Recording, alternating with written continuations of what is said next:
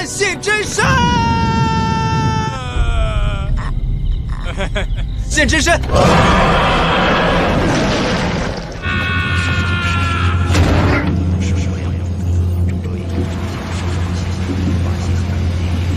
！Assalamualaikum, apa kabar?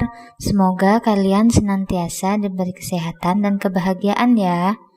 Baiklah, di sini saya akan menceritakan sebuah alur cerita film yang berjudul Dragon Hunter.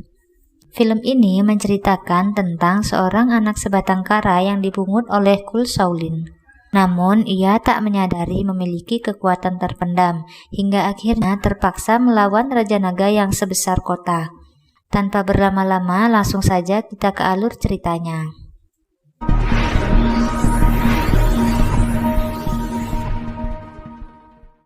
Film diawali dengan memperlihatkan Xin Yuan, anak sebatang kara yang dipungut oleh Master Shaolin. Karena semua keluarganya dihabisi penjahat, Xin Yuan sudah lama di sana, namun ilmu bela dirinya sama sekali tak berkembang. Ia hanya memiliki sahabat baik bernama Afu, yang setiap hari sering membangunkannya. Di tempat berbeda, di kedalaman hutan, terdapat seorang gadis bernama Sisi, alias siluman rubah yang menjadi wanita cantik. Ia dipelihara oleh seorang petapa sakti bernama Bime. Sisi sudah tobat sebagai siluman jahat, hingga ia mengabdi dirinya pada Bime yang sekarang telah menjadi gurunya. Dan mereka memiliki misi untuk membasmi para siluman jahat dalam perjalanan hidupnya. Kembali ke kuil Shaolin, di mana sang master sedang dikerumuni para warga yang datang melapor kehilangan sanak keluarganya. Semua merasa aneh dan menduga ini adalah ulah siluman jahat yang mulai merajalela.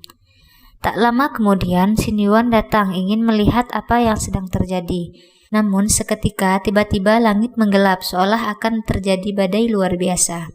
Master pun mengatakan bahwa ini adalah aura sosok siluman yang belum pernah ia rasakan sebelumnya. Dan kemungkinan adalah raja segala siluman. Sementara itu, di tempat berbeda di sebuah puncak, Bime mengatakan pada Sisi yang penasaran bahwa aura badai ini berasal dari raja para siluman yang masih dalam proses menetas. Jika berhasil bangkit, tak akan ada yang bisa mengalahkannya kecuali seorang pemuda bernama Xin Yuan. Bime pun memberi ciri-ciri penting pada Sisi, sambil menyuruhnya untuk melacak keberadaan Xin Yuan yang juga memiliki ciri-ciri tak kalah penting, yaitu tanda lahir berbentuk naga di dadanya. Sedangkan di dalam kuil, Master Shaolin pun menyuruh Xin Yuan untuk pergi mencari seorang pendekar sakti yang bernama Master Sam, yang memiliki tanda lahir berbentuk harimau di bokongnya. Dengan demikian, keesokan harinya Xin Yuan langsung berkelana melakukan pencariannya bersama delman sakti, yang ternyata memiliki kecepatan luar biasa, sehingga membuat orang-orang yang dilewatinya kebingungan. Saking cepatnya, roda delman tersandung batu dan membuat Xin Yuan terlempar jauh ke sebuah kota yang ramai. Belum sempat mencari-cari, Xin Yuan tiba-tiba dibawa pergi oleh Sisi yang telah berhasil melacaknya dengan lihai, lalu membawanya ke sebuah gubuk terbengkalai. Tanpa berlama-lama, Sisi langsung mencari tanda lahir naga di dada Xin Yuan untuk memastikan info dari gurunya. Alia, 这样都不行是？你别逼我！随便叫，不可迷了镜中秀。 Singkat cerita, Sisi akhirnya melapor pada Master Bime bahwa ia telah menemukan keberadaan Xin Yuan yang sesuai ciri-ciri dari gurunya. Bime pun langsung berkata bahwa ia dan Sisi harus segera kembali untuk mencegah Xin Yuan dari kejahatan, karena Xin Yuan masih belum sadar kekuatan dalam dirinya. Di tempat berbeda, Xin Yuan yang ditinggal begitu saja sampai ke sebuah tempat terbengkalai untuk bermalam bersama seorang gelandangan yang juga mau tidur di sana.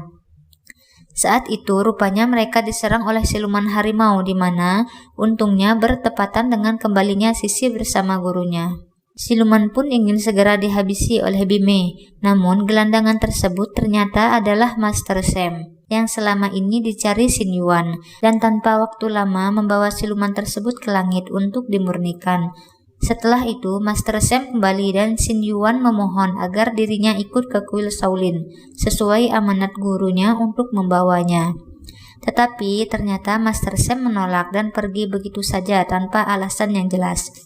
Tanpa basa-basi lagi, Master Bime menjelaskan bahwa dalam waktu dekat Raja segala siluman akan menetas, lalu mencapai bentuk sebenarnya alias seekor naga raksasa yang besarnya bisa seperti sebuah kota. Dengan putus asa, Xin Yuan meminta pertolongan Bime, namun Bime justru berkata, ia pun tak sanggup karena hanya ada satu manusia yang mampu mengalahkan siluman naga terbesar.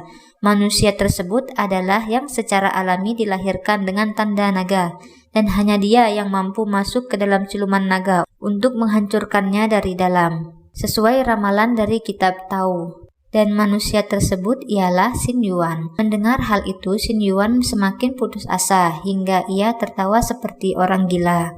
Bime pun menjelaskan bahwa ia juga memerlukan tongkat pusaka naga yang terkubur di bawah kuil Shaolin tempat Xin Yuan tinggal selama ini. Karena hanya dengan tongkat naga itulah Raja Naga akan kembali tersegel, dan Bime berjanji akan mengajari Xin Yuan caranya. Bime menyuruh Sisi untuk mengawal Xin Yuan pulang ke kuil Shaolin. Singkat cerita, sesampainya di sana, sang guru yang melihat sangat panik karena merasa aura siluman naga yang telah menetas dalam wujud sempurna. Master Shaolin malah kebingungan karena Xin Yuan justru membawa wanita, bukannya membawa Master Sam. Saat masih menjelaskan kronologinya, tiba-tiba yang ditakutkan terjadi. Naga mengerikan sebesar kota datang dan mulai menghancurkan apapun di hadapannya.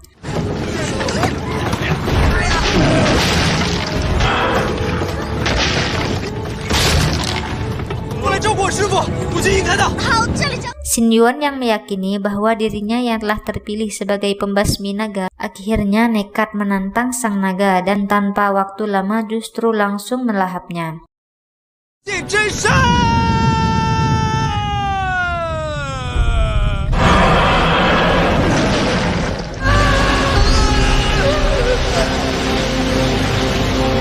Sesampainya dalam perut naga, rupanya Xin Yuan sebagai yang terpilih masih bisa tetap hidup, dan di sana ia justru menemukan tongkat naga yang tanpa sengaja termakan dan telah membuat seekor ular kecil bertransformasi menjadi raja siluman naga, hingga energi intinya pun berwujud seperti manusia. Disitulah inti siluman langsung mengenali tanda lahir naga yang dimiliki oleh Xin Yuan, karena hanya Xin Yuan lah yang mampu mencabut tongkat pusaka naga yang selama ini tertanam padanya. Inti siluman memohon agar Xin Yuan mencabutnya walaupun ia harus mati, karena dia telah menyebabkan banyak kehancuran dalam waktu singkat. Xin Yuan pun dengan terpaksa mencabut sekuat tenaga, hingga singkat cerita semua telah usai, di mana semua warga berterima kasih pada Xin Yuan yang telah menyelamatkan satu kota dari serangan naga terbesar. Tapi rupanya masalah sebenarnya belum selesai. Ternyata Bime merebut tongkat naga, karena selama ini dia adalah orang jahat yang ingin menguasai tongkat tersebut. Karena setelah itu Bime tinggal menghabisi Xin Yuan yang terlahir dengan tanda naga, sehingga dirinya mendapat kekuatan dan keabadian. Hal itu disaksikan jelas oleh Sisi yang selama ini tertipu dan mengira gurunya adalah orang baik. Tanpa waktu lama, Bime langsung bergabung dengan energi spiritual tongkat naga, hingga merubah wujudnya menjadi siluman naga dengan wujud sesungguhnya, dan langsung melancarkan serangan pada Xin Yuan yang rupanya Sisi melindunginya hingga dirinya pun terkena serangan dan sekarat, sambil dipeluk dan ditangisi oleh Xin Yuan yang baru saja menaruh rasa pada Sisi. Usai menangis, Xin Yuan menyerang dengan emosional hingga dihajar dan dihempaskan ke langit oleh Bime hingga menyentuh awan. Dan saat terpedih itulah kekuatan naga dari tanda lahir yang selama ini terpendam akhirnya bangkit hingga auranya bersinar keemasan. Di tengah pertarungan datanglah Master Sam dari langit dan juga tak ketinggalan sang guru yang membawa lonceng kuil Shaolin. Selain itu, sang guru juga membantu dengan mantra segel lonceng emas yang langsung dilanjutkan oleh Xin Yuan. Dan pada akhirnya energi siluman naga dan wadahnya telah disegel rapi dalam bentuk patung keemasan. Singkat cerita, keesokan paginya sang Master Shaolin pun kembali menjalani rutinitas seperti biasanya.